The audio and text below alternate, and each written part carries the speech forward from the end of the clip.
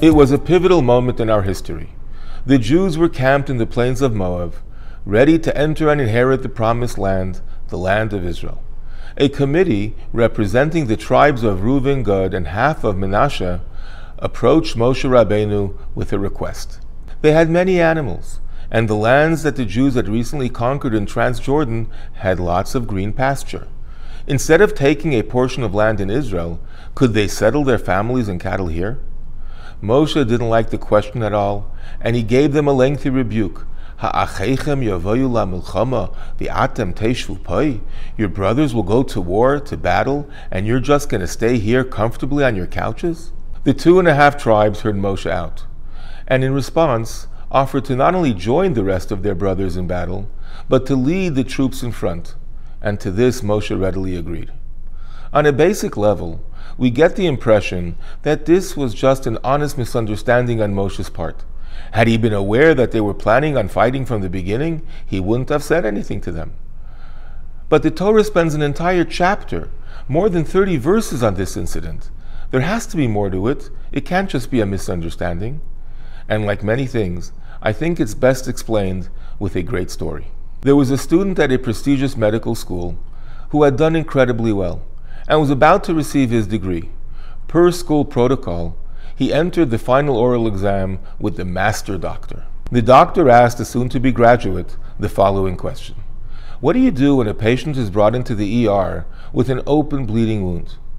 The promising student answered, well, you pour such and such a powder on the wound to stop the bleeding. The doctor asked, and if you don't have that powder? So the student responded, you bring the other medicine and use that one.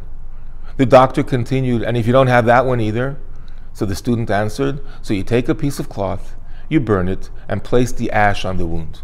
And if you don't have the cloth, pressed the master doctor? The student was now stumped. If there's no powder, no medicine, and also no cloth, I'm not sure what else I can do. The professor looked at the student and said, I'm sorry, my son, I can't let you become a doctor. Why? Said the student. After all the years I worked, after all the exams I answered perfectly, why?